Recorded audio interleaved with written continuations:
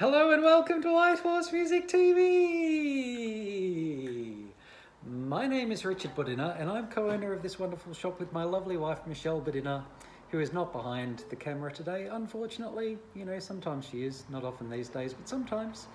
Today I am doing a video for Eugene and his daughter Caitlyn, who I have seen a video of Caitlyn playing violin. He sent me an email. I saw Caitlyn and she's awesome, and so she needs an awesome violin.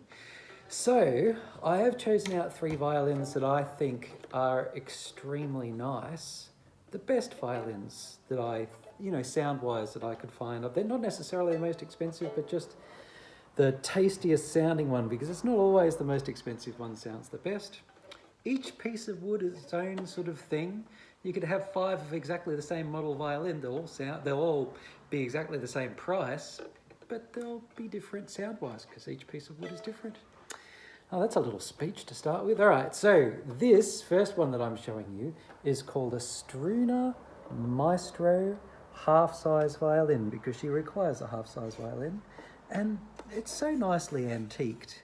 I just love the way they've made it look like it's 300 years old. And look at that back. That is ridiculous.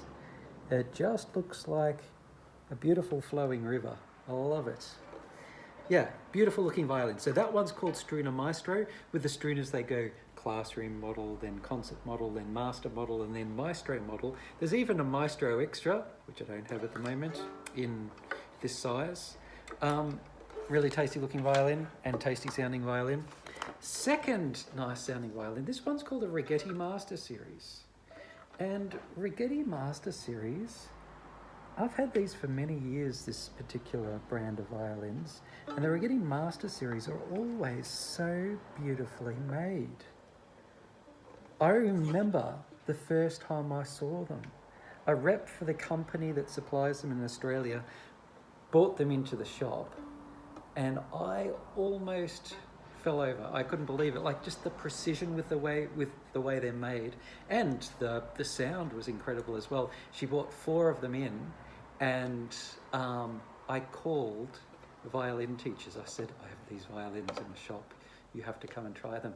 And violin teachers came in and they bought all of them just then and there, and that was probably maybe 17 years ago or something like that. And at the time, they were just something that was out of this world in terms of violin making. There are other makes these days that are incredible like that now. It's come a long way, the violin making in this sort of range, but they are still like right up the top there. This last one, number 3, hopefully it's not too shadowy there for you to see. This one looks like a very old violin, but it's not antiqued. It's antique. This is an old violin, and this is a Manby violin. So Charles Manby was an Australian violin teacher and violin maker who had a workshop in Melbourne in the 1920s, and then he moved up to Sydney and had a workshop there as well. But at stages he imported violins from around the world. We believe this to be a French Manby. So yeah, but he did interesting things, like he patented, that's a hard word to say, the Manby fingerboard, which is an interesting fretted fingerboard, but indented frets, and they were coloured. It had a whole system about them.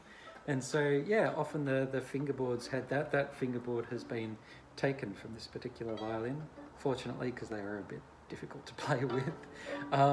But that is a beautiful sounding Manby. And Manbys, they have different sort of models. And this one, unfortunately, I cannot read that number, but there's a starting model which is 000. This looks like it's like 1351 or something like that. Anyway, it's a really nice Manby. It's one of the better Manbys that I've played. So that's a really nice antique violin as opposed to antiqued, which this Struna Maestro is, which I'm just about to play for you.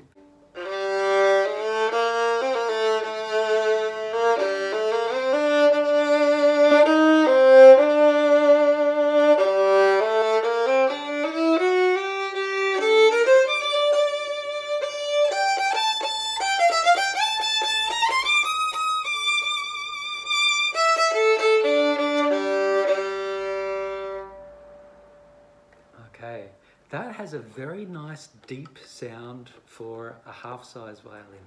Really nice and deep, and has some ring about it as well. But I especially like the bottom string there, like the depth on the G.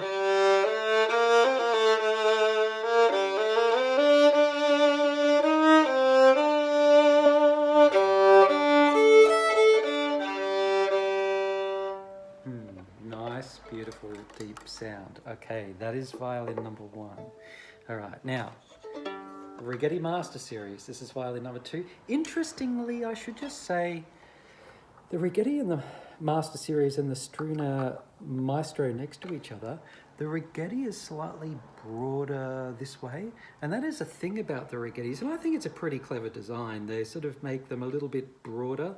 The size of the violin more has to do with the length from here to here, so that makes it half size, being around 12 inches from there to there.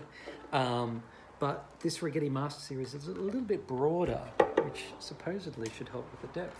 Let's have a bit of a try.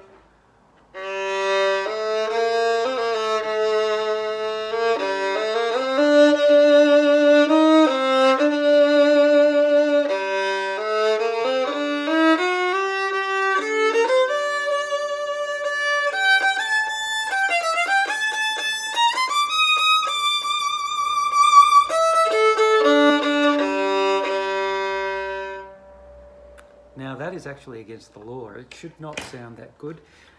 Oh, for this price range, they are incredible. That one really rings and is really smooth and delicious, especially when you go up there on the E string. Delightfully tasty. Now I will play the Manby violin. First I'll answer that phone call. See you in a sec. All right, let's hear what the Manby sounds like.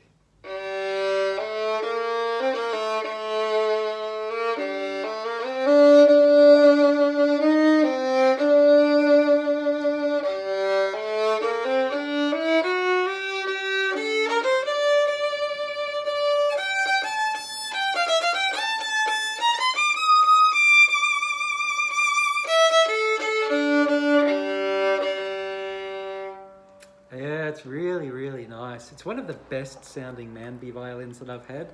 It sort of reminds me a little bit of a combination between the Struna and the Raggetti Master Series, probably more in the direction of the Raggetti Master Series. It's deep and lush down the bottom, but it is also quite sort of punchy and projecty and that sort of thing. One thing I should mention about it, it's had a little bit of a repair, just so that Eugene and Caitlyn know. It might not come up here. There is a little repaired crack on here, which was really well done. It's an old repaired crack. The other thing is, just after answering that phone call, I had a look underneath the fingerboard, and I don't know if you can see just underneath the fingerboard in there, there is a piece of paper, and that is a message from Charles Manby that he wrote on all of his Manby fingerboards, saying this fingerboard is patented by, so I've been practicing that word, patented by the Manby Corporation. And if you take it off your violin, it must be sent back to the Manby Corporation, which no longer exists, so don't send it back to them. And it's interesting because this is no longer a Manby fingerboard, but it is a reasonably thin fingerboard, and the Manby frets have been planed out of that fingerboard. So that's interesting. It is the original Manby fingerboard, but it has been planed out, so the old frets are no longer there. Interesting. So, beautiful sounding Manby violin.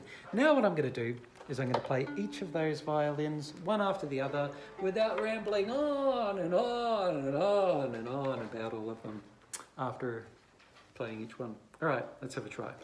So this is the Struna.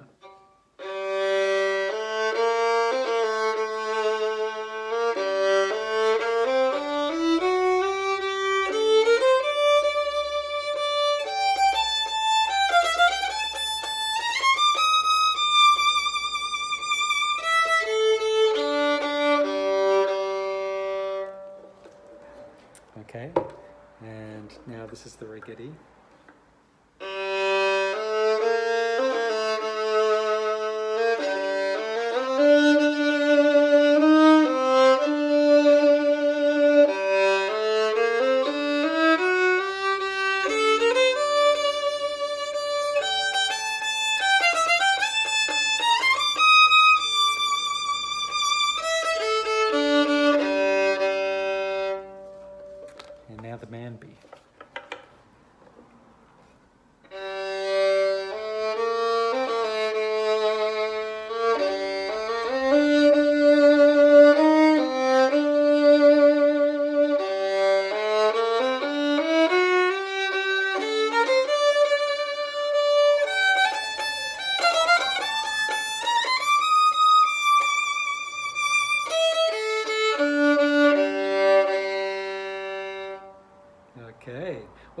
Manby sounded extra super special because an ambulance went past as I was playing with it, so that sort of helped.